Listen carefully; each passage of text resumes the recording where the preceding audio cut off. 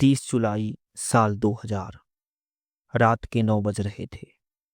बाहर मूसलाधार बारिश हो रही थी। बिजली कड़कने की आवाजें आसमान को चीर रही थीं।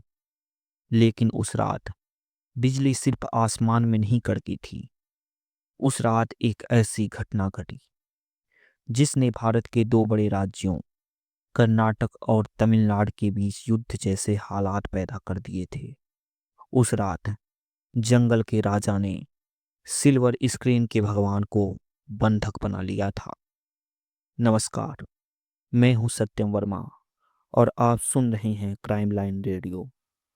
पिछले एपिसोड्स में हमने देखा कि वीरप्पन कैसे एक शिकारी से पुलिस का हत्यारा बना, लेकिन उसे अब महसूस होने लगा था कि सिर्फ पुलिस को मारने से काम नहीं चलेगा।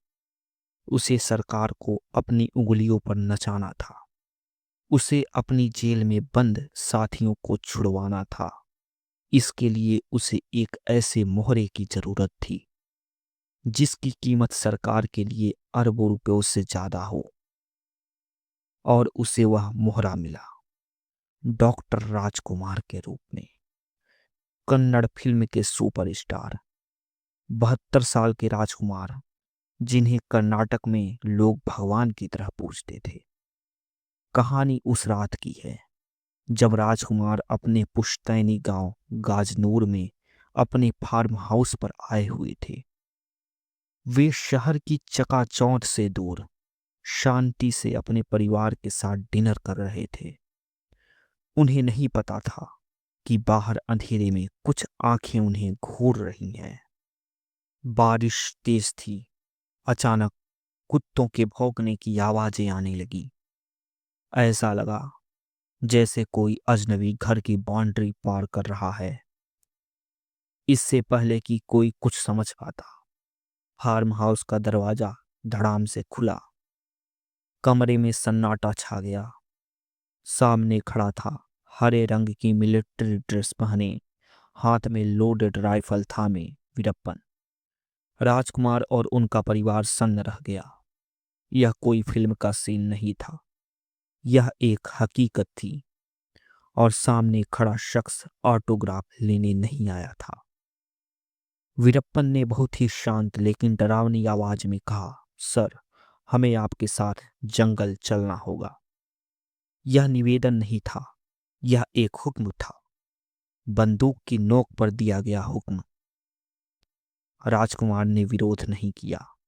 वे जानते थे कि एक गलत हरकत और उनके परिवार की लाशें बिछ जाएंगी। वे चुपचाप उठ खड़े हुए, नंगे पैर, सिर्फ एक शॉल ओढ़े। वे उस तूफानी रात में वीरप्पन के साथ अंधेरे में गायब हो गए। जैसे ही यह खबर बाहर आई, कोहराम मच गया। बेंगलोर शहर, जो अपनी शांति और आईटी कंपनियों के लिए जाना जाता है, जलने लगा। राजकुमार के फैंस सड़कों पर उतर आए। दुकानें बंद हो गईं, बसें जला दी गईं। लोगों का गुस्सा सातवें आसमान पर था। सरकार के हाथ पांव फूल गए थे। मुख्यमंत्री, पुलिस कमिश्नर, बड़े बड़े अधिकारी सब बेबस थे। क्यों? क्योंकि राजकुमार जंगल में थे और जंगल में पुलिस घुस नहीं सकती थी। अगर एक भी गोली चलती तो वीरप्पन राजकुमार को मार सकता था, और राजकुमार को कुछ हो जाता तो पूरा कर्नाटक जलकर राख हो जाता।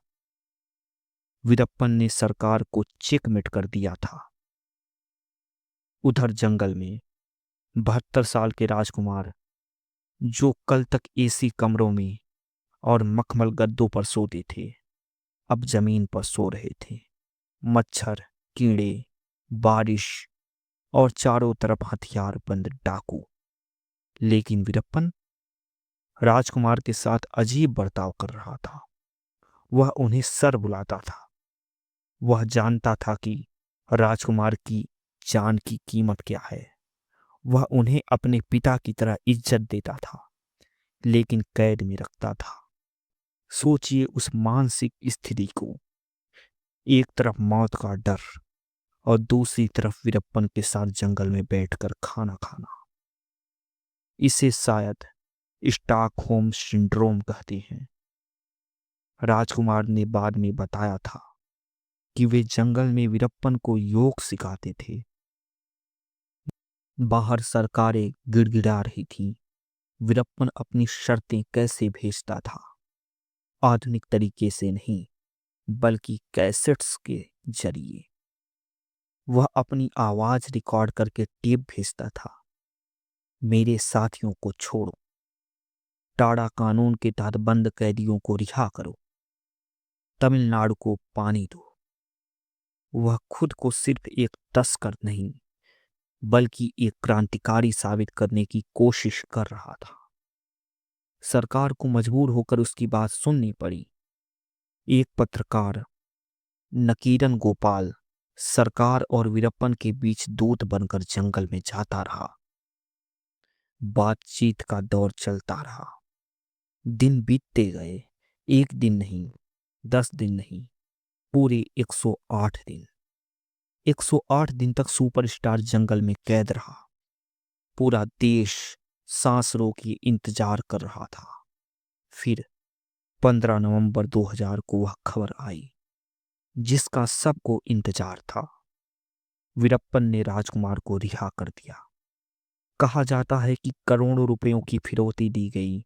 हालांकि आधिकारिक तौर पर सरकार ने कभी इसे स्वीकार नहीं किया, लेकिन यह सच था। वीरप्पन ने सरकार को झुका दिया था। उसने अपनी ताकत का लोहा मनवा दिया था। राजकुमार वापस आ गए। उनके फैंस ने जश्न मनाया। दिवाली जैसा माहौल था, लेकिन इस जश्न के पीछे एक बहुत बड़ा बदला सुलग रहा था। सरकार की बहुत बेइज्जती हो चुकी थी। सुप्रीम कोर्ट ने सरकारों को फटकार लगाई थी। पुलिस फोर्स का मनोबल टूट चुका था।